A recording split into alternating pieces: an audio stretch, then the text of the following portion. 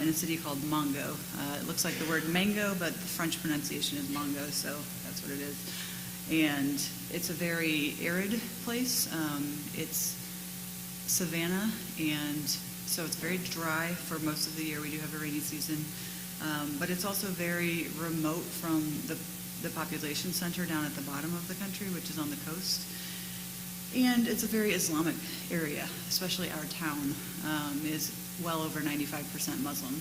And it's a place where the gospel has not been taken. And so we were excited to be able to go there and take the gospel there. The average age in Togo skews quite young. If you look at these demographics, it's a bunch of numbers and stuff. But if you add up the first two bars, that tells you the number of people that are 29 or less, and that is 2/3 of the population of Togo is 29 or less. So you can see that we go to all of them, but we need to send the message quickly because their life is short. Daily life in Togo is difficult, and the tasks of daily living, just keeping yourself fed and clothed and sheltered, take up so much time. In this picture, you see a woman going down to the river in the evening and just scooping up water with that bowl and throwing it on her head, and then she'll carry that on her head back to her home. And tasks like this just take so much time, and it makes it difficult in some ways to have time for relationships because they're so busy working. Vehicles on the road are different than you might see here. This picture is not atypical in any way. When we drive down to the capital city, we see vehicles like this all the time. And consequently, we also see vehicles like this. And there's one road that takes you down to the capital. It's one lane in each direction, and you have everything from semis to motorcycles to pedestrians to goats.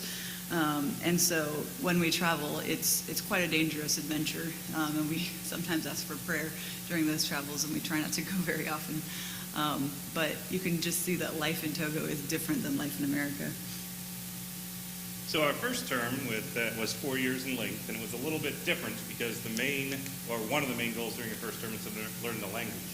And as Bethany mentioned, it's a very different type of country, and one way it's different is it has lots of different people groups. So there's around 38 different people groups, different tribes, and they all have their own language. And so it would be impossible to learn them all. And in the hospital, we even up in the north have 8 to 12 languages on any given day in that hospital. But the way in which we can communicate to the most people is to resort to the trade language, and that is French. And so for the first portion of our term, we spent our time in Albertville, France, to study the language itself. They have occasionally in the past tried to learn it in Togo, and it didn't work too well. So now we send all of our missionaries to France for a period of time to really get integrated into the language and have no other focus but that. And then after that, then they go to Togo, and that's where we did as well. So this is a picture of Albertville, France. It is a place that you may sound familiar to you if you've ever followed the Winter Olympics, because they had it there, I believe, in 1992. So they have a lot of mountains around there and a lot of resources that work well for that. But in addition to a site where you can do skiing, it's a place where they've had a language school for the last 50 years. And this language school has trained many, many missionaries, most of which go not to France but to West Africa, because many of those countries use French as their trade language. And so 2 of our classmates, I believe, stayed in France, and the rest of us all went to different places in West Africa. So we spent our time there in the classroom, learning all the intricacies and irrationalities of French, why it's not spoken and written the same way. And then we got time to go out in the community and be truly immersed in the language and get to practice. So we joined different groups. Bethany joined a hiking group where she was able to speak with them. I joined a choir, which ironically didn't sing a single song in French, but at least all of our communication was in French about that. We also had language partners we were able to meet with regularly, and just the idea of being in a community and in a church and in a small group of that church was really able to give us the opportunity to practice our language skills and improve them. While we were in the language school, our kids went to the public schools, so they had an even more immersive experience, surrounded by a bunch of French kids. This is a picture of Gus and his preschool, and they did have a good experience with that, and we're thankful for that time. Our time in France wasn't always smooth. Some of you may be aware of one major roadblock that we had in our family's life, and that was with our son Hudson, the one who's not here today. During the end of our first year, he was cooking for our family, and his shirt caught on fire, and he had a severe burn over about 20 to 25% of his body, and most of that was third degree. So as a result, he had to go into the hospital and have skin grafts done. He spent 1 month in a French hospital, 1 month in a French rehab center. We actually did come back to the States, he and I, just for 3 weeks to get a little additional rehab and some training on how to do the rehab at home. But by God's grace, he has done exceptionally well. He is a normal kid. He climbs and throws and does everything that he would normally be expected to do. And so we're very thankful for God's grace to our son and to our family during that time. And we know that some of you even reached out to us during that time, and we appreciate that as well. So we're very thankful for God's people and their prayers, and we're thankful for God's grace to our family during that. There was another roadblock, which is by no means distinctive to our family, and that is something called COVID that hit every place, and it hit in France just like it did in America.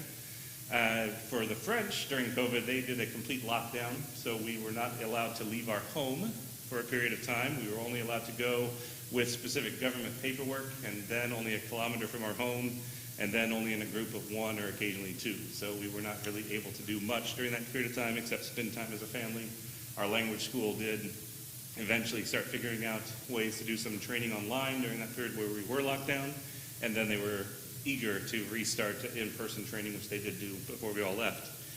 COVID also made it difficult for us to leave the country because Togo closed its borders, viewing it as a white people's disease. They didn't want to let people in, and they also didn't know for sure how bad it was going to be. So we had to buy 5 separate sets of plane tickets to get into France. Thankfully, the others were refunded eventually, but it took a while to get everything squared away and for us to be cleared to go.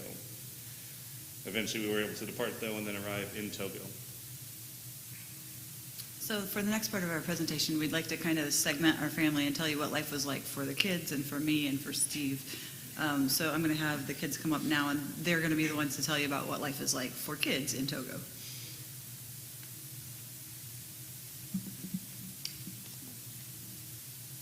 Say something.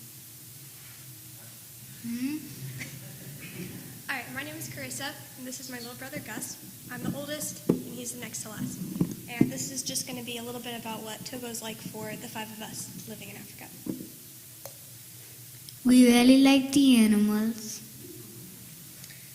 We don't have a lot of big animals, so you probably won't see rhinos, lions, elephants, or giraffes. But we do have hippos.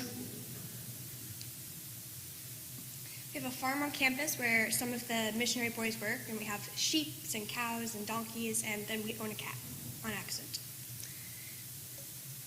We also have a lot of creepy crawlies.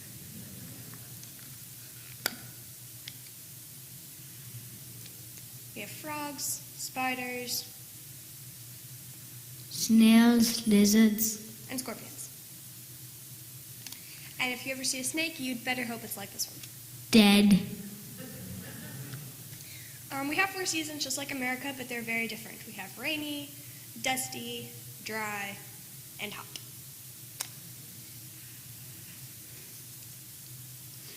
Our clothes are crazy. In Togo, you can't just go to a store and buy clothes, so you go to the market and you pick out some crazy fabric, and then you take it to a tailor who will make it handmade for you. Food can be crazy too. One kind of Togolese food is fufu. The women will make it by boiling a root and then pounding it for a really long time with these long sticks, and then they'll serve it with lots of different sauces. Our favorite sauces are tomato or peanut. And then there are some foods that we can't get very often, so those are extra special treats. Like M&Ms. During Ramadan, which is the month where Muslims will fast during the day, they'll serve Ramadan donuts at evening. They're really, really good. And then Irene, the youngest, will go with our mom to the market every week. Sometimes the ladies give her free carrots. And market has everything. It has nuts and limes and mangoes and bread. Even flip-flops too. Some of the bread is made by girls at a trade school that I get to visit every week for a Bible study. They teach sewing, hair doing, and bread making, and giving girls a way to earn a living, which is something not very many of them are able to do. What's going on? Gus, don't touch. Our school is normal and we all go together. The MK school has 2 teachers, 8 grades, and 2 rooms. and lots of fun. We do things outside of school too. Musicals, playing outside, riding bikes, Going to the hippo pond. seeing the lake, board games, Awana, and disc golf.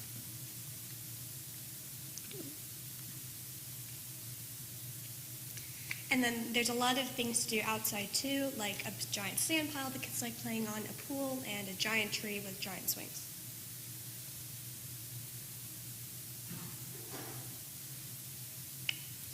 And then we go to a church in a village about 45 minutes away almost every Sunday, and that's where our mom will teach the kids Sunday school. There's lots of kids that we can play with even if they don't speak French. As for the missionary kids themselves, they usually get around on motorcycles or bikes. We can go almost anywhere on compound. When our whole family goes together somewhere, we use the troop carrier. We call it Choopy for short. It can fit a lot of people. The technical limit is 13, but our record is 36. That's nothing compared to what they do, though. Everyone's always going to be wearing flip-flops. Or nothing at all. We make lots of friends, too.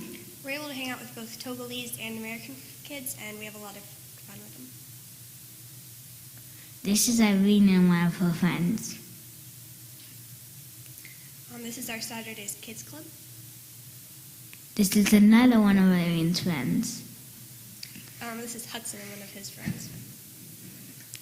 The little kids with matching clothes. This is me and one of my friends. And here's a lot of us on our porch swing. One thing we also get to do is pray for patients in the hospital. Like this little girl named Leah. She was brought into our hospital and without really a stable home at all. And so through the course of caring for her, we were able to find her a safe Christian home. And it's amazing. Her story is amazing. Allie made her a doll. We really love Togo, and thank you very much for listening to us talk about it. Bye.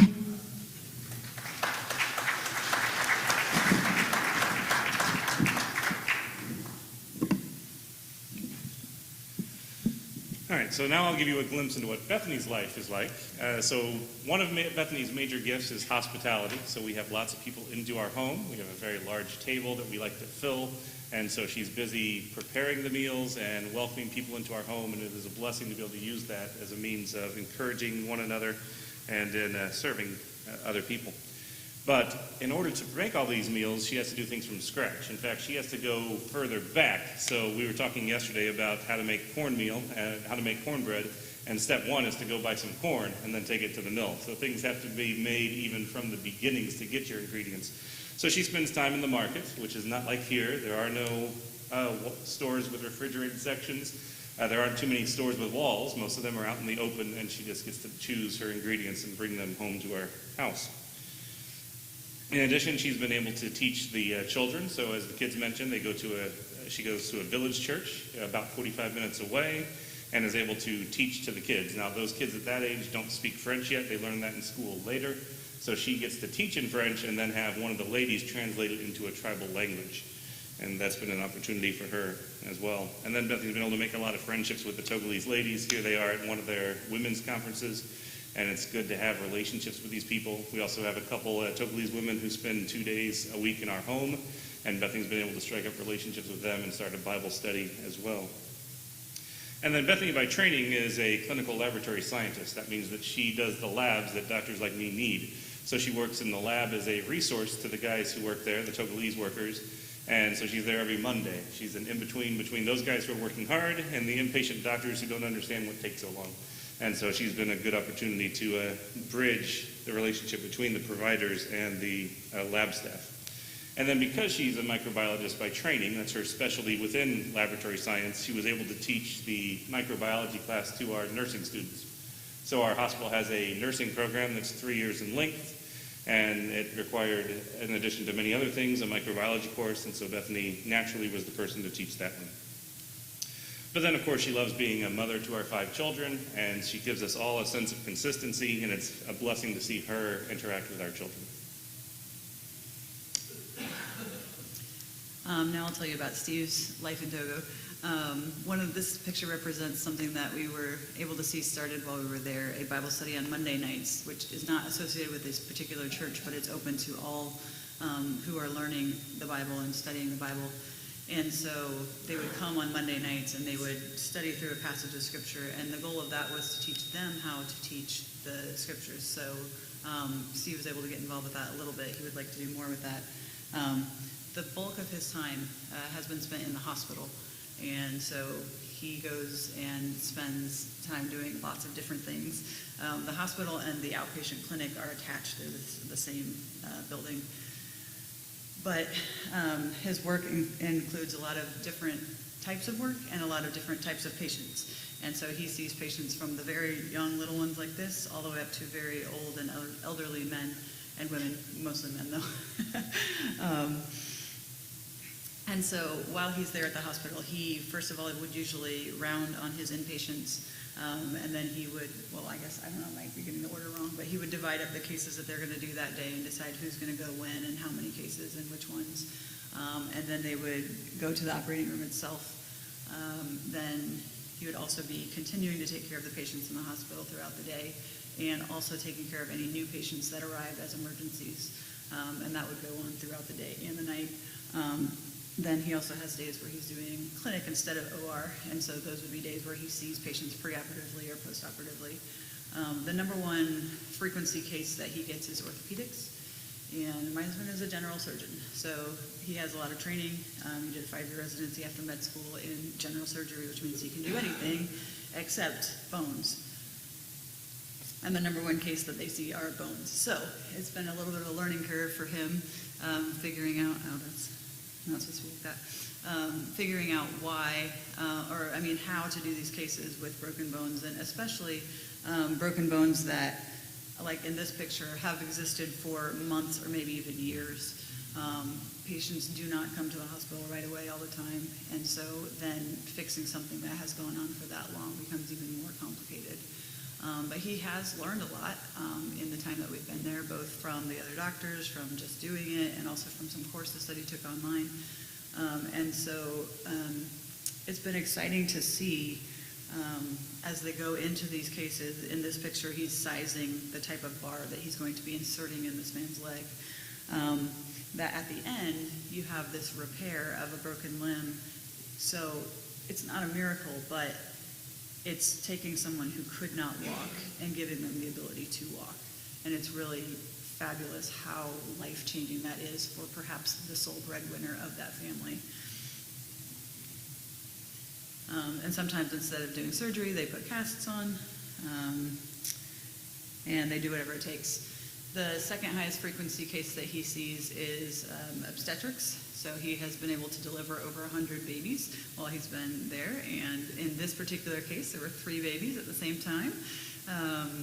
When people in Togo are asked if they can take their picture, they intentionally don't smile. So in some of our pictures, they look very stoic, but that's on purpose. And so I'm hoping that this lady is actually a little more happy about having triplets than she appears in this picture. And so that's kind of Steve's life in Togo. And then now he's going to tell you about some of the other ministries that our hospital and our team participate in.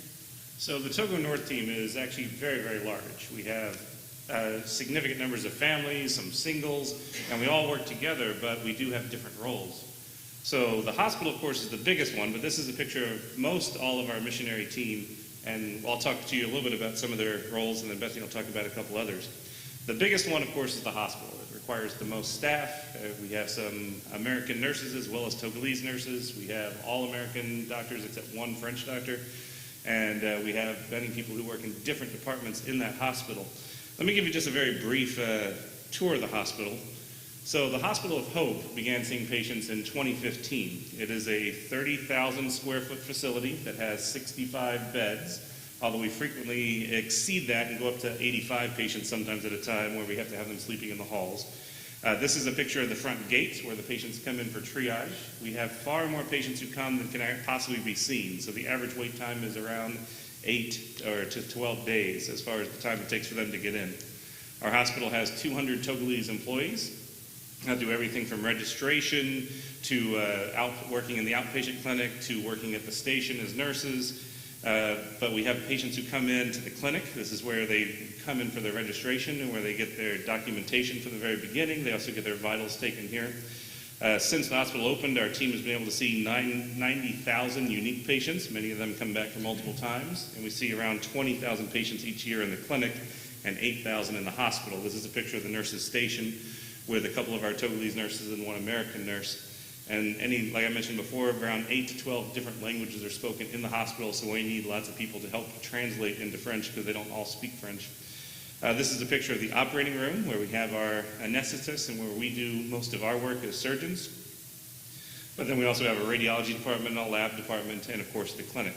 Because our patients speak so many different languages, we also have translators in the clinic, and we have chaplains. And so our chaplains are able to speak the tribal languages of the majority of our people and are able to have opportunities both in the hospital and in the clinic. And then in this place we're about to see called the cuisine. So when a patient comes to the hospital, they need to bring a caregiver with them. Usually they bring at least one, if not more. They stay at this facility called the cuisine, where they can cook meals for their families, but they also have a lot of downtime, and so that's another opportunity for us to be able to minister to the people who are there. And even the patients, after they're discharged, before they're ready to truly go home, sometimes spend time in the cuisine as well.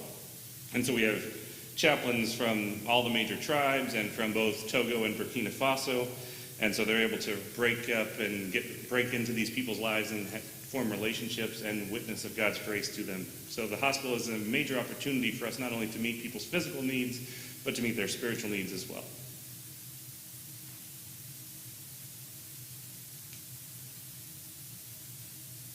And that's just pictures of many of our different tribal groups.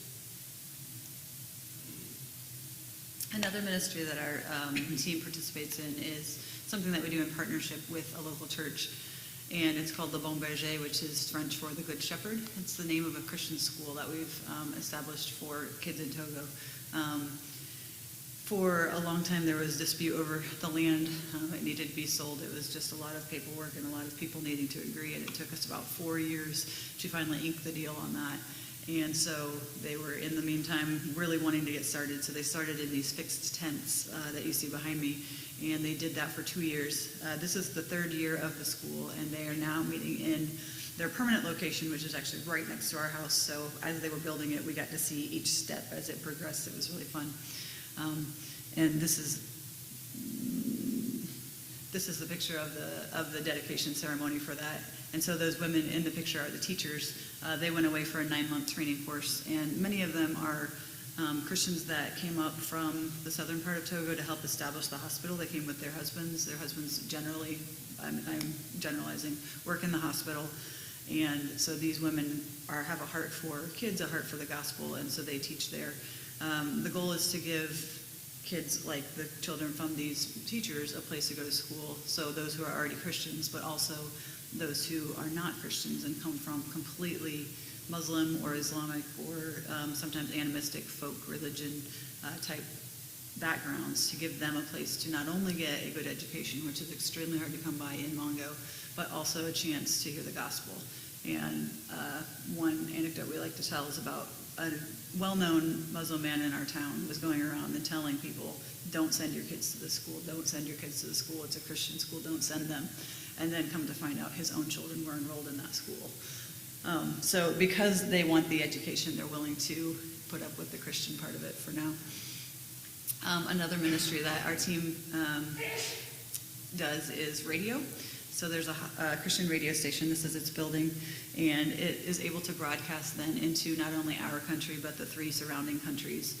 And as Steve was explaining about the different languages, we're able to broadcast in many of those languages.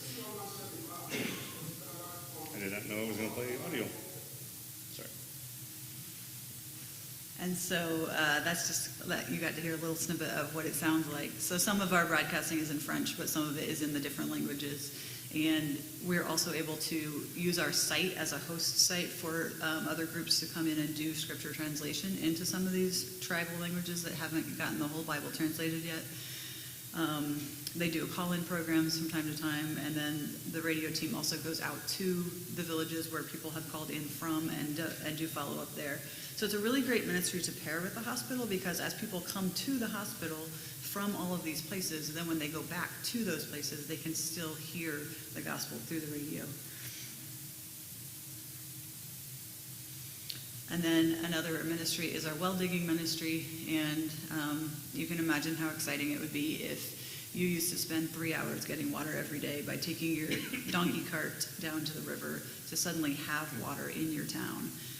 And not only is it more accessible and you get it faster, but it's also safe to drink and it's not going to make you sick.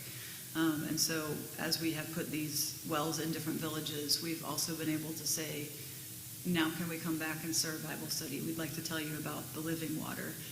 And so it's been neat to see some of those villages, they have received this well and now they're ready to listen. So that's another ministry.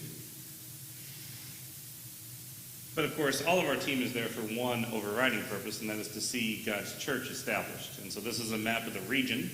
This is the map of what we call the OT region, because of the name of the river that runs through there. And each spot represents a place where we have a goal of establishing a church. Some of them already have small churches, some of them have Bible studies, and some of them don't have anything at all at this point. But our goal is to establish gospel works that can perpetuate and grow and eventually be formed into self-sufficient Togolese-led churches. And many of these are represented by different people groups too, not just the same language. The ones that are there right now tend to be pretty small. Mostly it's women and children who've been attracted first. We do have some young men, and our goal is to have more and more of them, to identify which ones God might be calling into leadership and to train them up into doing that and to leading their own people. So we are starting a Bible Institute for that goal as well, so that the young men who eventually do come to Christ and show leadership potential can be trained in the Word so that they can take it to their own people. But the churches there now, although they are small, are very vibrant and very enthusiastic, and we're thankful to see that and want to continue until each village has its own gospel witness. Well, we do thank you for your attention. We do have a table at the back, and we're going to open up some time for questions now, because lots of people have questions, and we're happy to answer as many of them as you have. But at the back table, we have our updated prayer cards. We have a sign-up list. If you're not receiving our newsletter, you can sign up for that, and we'll be happy to communicate with you more fully. But for now, who has any questions for us about anything we've talked about, or even things that you're just curious about with Africa and Togo specifically? Yes?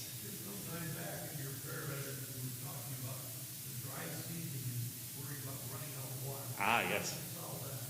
By prayer and just depending on God. There isn't a great solution. One benefit of the hospital has been that it's employed people, and they've been able to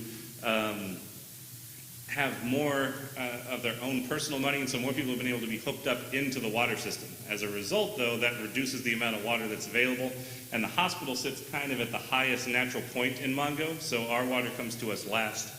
So we don't usually get a lot of water during the dry season during the day, but then at night, after people go to bed, then our water starts to come in, and by God's grace, generally we get enough. When we haven't gotten enough, we send a truck out to the river to bring in our own, to pump it out of the river directly, and then we put it into our own tanks and then purify it. We've tried digging wells on the hospital grounds. There have been 7, 8, 9 wells, one of them 1,000 feet deep, and we're still not getting water. So the well digging seems to work outside of the hospital, but doesn't seem to work on the hospital grounds at all. So it's still in need for prayer. So basically the rain stops in October and doesn't rain again until April, and so things get really dry and the river starts to shrink. There's also talk of a dam being built up north in Burkina Faso, which might even reduce the water further. So it is in need of urgent prayer still. There isn't a great solution for it. Yeah.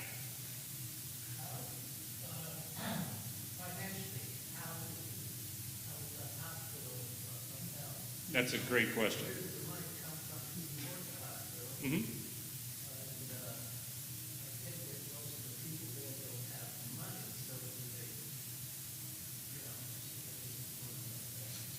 So Africa is a sharing economy. Many parts of it are, and Togo is no exception to that. So people don't just have their own personal money, they have their family's resources, which aren't extensive. They're actually pretty small.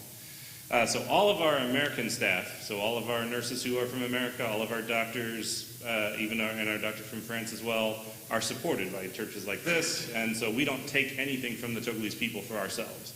But we also have 200 Togolese employees, and we do have electricity to run and do have supplies. And so we do charge something for the patients who come to us, but it is a lot less than you might imagine. So that fracture that Bethany showed, what's called a non-union, that was fractured for like 5 years, a very long, complicated case, we charge around 400,000 CFA, which is around, I want to say, $800.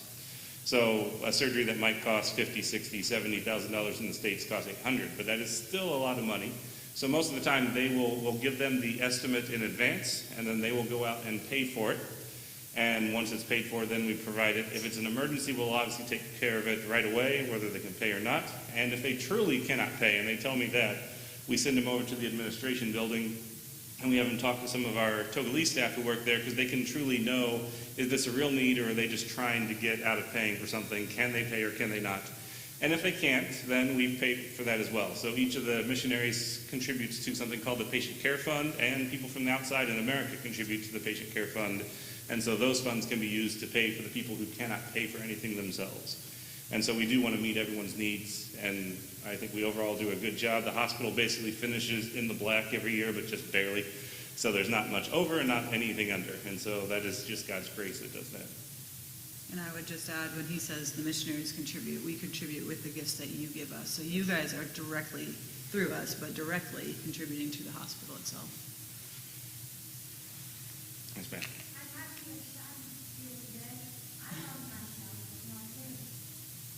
Thank you.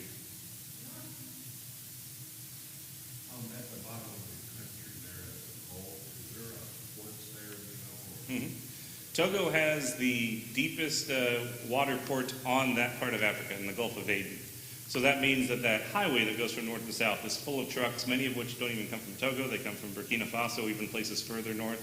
And then they'll transfer things down all the way to the port, which was built by China, and China may eventually take it back if the people don't pay China back for it. It's kind of how things work in Africa right now. But there's a lot of ships that go in and out of that port. Togo doesn't have a ton of resources, especially up in our part of the north, but they do have some cash crops like cocoa and coffee and cotton. But many of the things that get shipped in and out of the port come from other countries. Do they have a rail system to go to the port? No. I mean, there's a 1 mile rail system that was built by the Germans before the First World War, but that hasn't been updated since.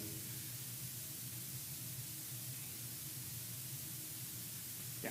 How's the hospital power itself? So the hospital uses city power, which actually comes from Ghana. I wouldn't say Benin, but it comes from the next country over.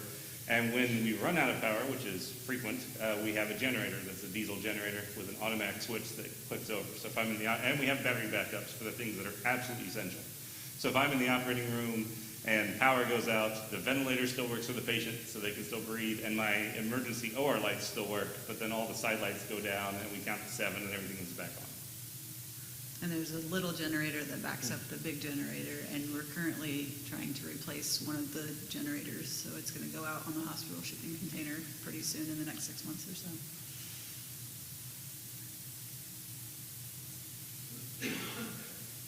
Talk about the generators.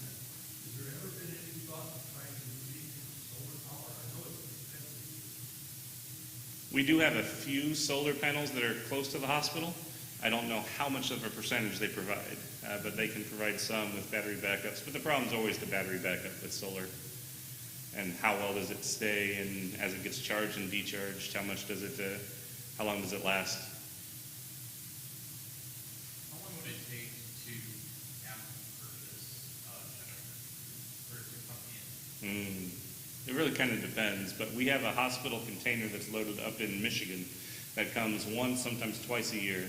And so things will go up there, we wait till we have enough supplies and it's full, and then it gets shipped over, and it takes a few weeks. 6 to 8 weeks. 6 to 8 weeks to get to Port. port, and then after that it has to get out of port and go through customs, and sometimes customs agents are friendly and sometimes they're not. Sometimes they want kickbacks, and so the charges can go up, and sometimes things are quick and easy, so it just really depends. It's very much a Zacchaeus situation at our town, because you pay to get it out of port in the south, but then it comes up, and in order to get it into town, you also have to pay again. And that guy can charge whatever he feels like charging.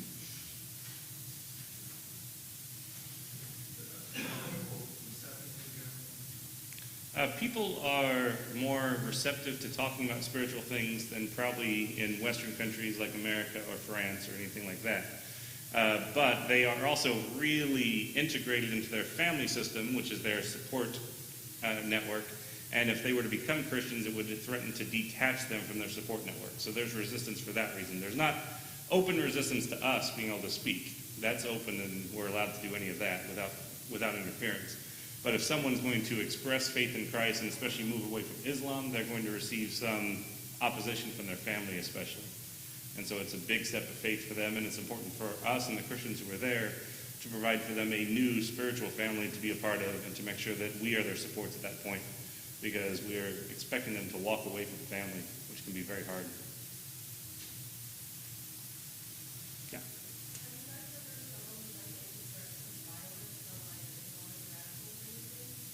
So there are Islamic radicals in the country north called Burkina Faso. That country has had 2 coups now as they This try calendar year. as they try to deal with the Islamic problem, and they just can't trust their central government, so they overthrow it. They have occasionally spilled over the border into Togo, not as far south of us, although we're only an hour from the border.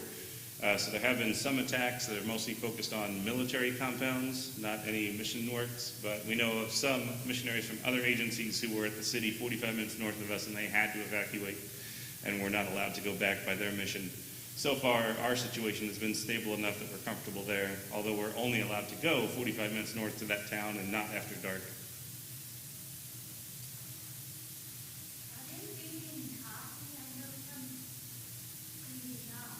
Are they big in coffee? They grow coffee. It's not the best coffee. So I like things from other places than Togo. Because Togo doesn't have high elevations and cool temperatures, the coffee there is a lot more bitter. So you can drink it, but it's definitely not what you expect. Oh. Do you guys experience any kind of racial discrimination? Sometimes. I mean, obviously, people are people, and so there's always some discrimination against things. COVID brought some of that out with, again, the expectation that it was a white person's disease. I remember when we were traveling to the capital, stopping in another city, and we were out in the open. It was well into the time where COVID had decreased, and Togo didn't have a lot of official cases at the time anyway. So I wasn't wearing a mask, and a guy on the street told me I needed to put one on. I'm like, I'll put one on when you put one on. But he just viewed it as a white person's disease. But more or less, racial tensions exist between the Togolese tribes. So as an outsider, I sometimes have more opportunity to speak to, say, a Fulani person, that's one tribe, than an Anufo person would. So if there's an Anufo Christian and they want to deal with another tribe, they're going to have a harder time sometimes than I would. And sometimes that racial tension becomes violent. In the years before we arrived, there have been attacks from one tribe against another tribe where we've had those patients in the hospital. There was a refugee camp because they, in the country next to us, they basically, burned the villages and sent the people running. So we definitely see that. And the other thing I would say is I have never felt like I stood out so much as a white person. You don't blend in at all. And anywhere you go, you're suddenly, not necessarily evil or, malevolent, but they're looking at you and they're watching you and they're staring at you. And so everything you do is observed. Or even with the kids, they're very curious, so they'll touch the kid's hair or skin. It's funny when the little kids come up and touch, our kids and they want to see if it rubbed off on them.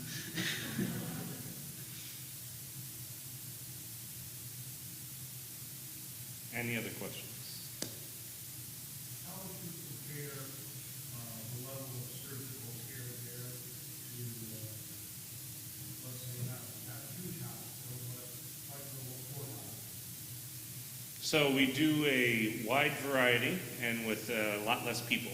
So again, when I worked at LaPorte Hospital, I was able to focus in on colon surgery and esophageal surgery and some chest and some head and neck and hernias and things like that. But there I have to do all of that stuff in addition to orthopedics and obstetrics and urology and ENT and a tiny bit of neurosurgery.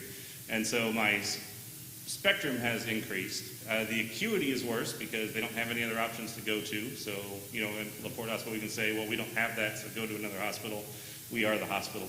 So they would come to us. So we see people with far more acute diseases than I'd say we would there. We do see patients from a much broader area. So no one's coming, or hardly anyone's going to come from South Bend or Valparaiso to LaPorte Hospital. No one's going to come from Indianapolis or Detroit to LaPorte Hospital. But at our hospital in Mongo, we'll see people from the capital city. We'll see people from any part of Togo itself. And we'll see people from Burkina Faso and Benin and Ghana and sometimes Ivory Coast or Nigeria. So we'll see patients from an area where you're talking millions of people, and they're all still coming to our hospital. So it's busy, much busier. Never boring. One of the challenges is to figure out when to say yes and when to say no, and how to prioritize the propagation of the gospel, because that's why we're there. We're not just there to do the humanitarian work, although that is important, but it's also to figure out how you're not so overwhelmed with the humanitarian that you don't get to do the spiritual work, which is why we're truly there. That's why the hospital exists. That's a good question. Yeah. Do you see any kind of like diseases that normally like you wouldn't see here in America? Mm-hmm. What kind of stuff do you see? Well, you don't see any malaria in LaPorte, but you see a lot of it there. How frequent do you see something Mhm. like that? So things that we see, there are things we see here that we don't see there. So heart disease isn't very common because of their diet. Gallbladder disease, which, I was surprised there were any gallbladders left in LaPorte County when I was done here. But I've taken out 2 since I've been there. But things we do see, we see typhoid, which comes about because of their water supply. That results in perforated intestines. So that's the most common reason why I do intestinal surgery in Togo. Never saw a case in the States of typhoid. We see, of course, malaria, like we mentioned. Because everyone drives a motorcycle, we see lots of head injuries, which do exist here, but they're overwhelming there. You just get so many people who come in. Meningitis and tuberculosis. Meningitis and tuberculosis exist here, but far more common there. Let's see, what else do we show up? They actually have meningitis season during the dusty season because it comes in on the air. Pretty much all the parasitic diseases. So there's one called leishmaniasis that can cause leg swelling and get pretty bad. So we see that, and I have to care for the wounds for those type of patients. You wouldn't see that in the U.S. at all. Those are things like that. So most of the parasitic diseases, of course, are endemic there. There's also a disease called Lassa fever, which is similar to Ebola, but it's nowhere near as bad. So when I say it, don't think that it's like the Ebola outbreaks. But it can be fatal, and when it happens, it can be pretty bad.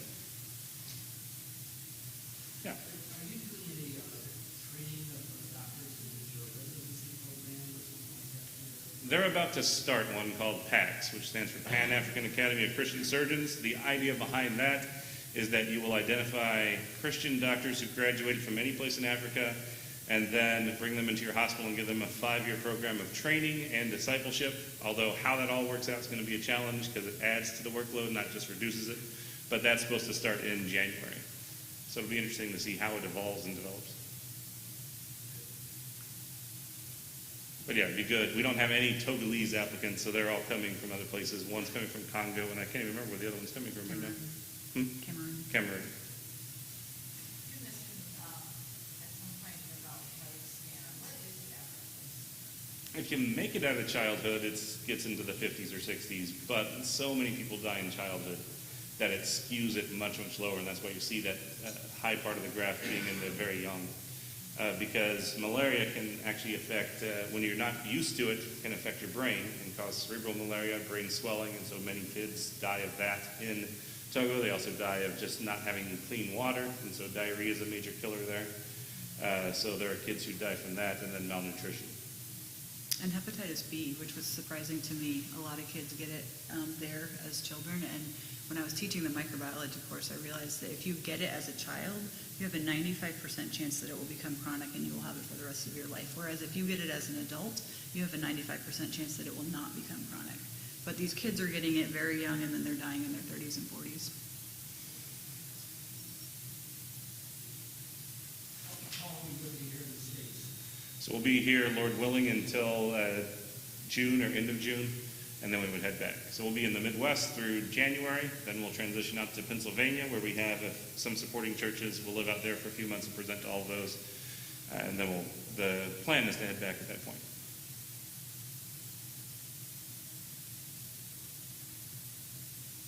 That's a good question. All right.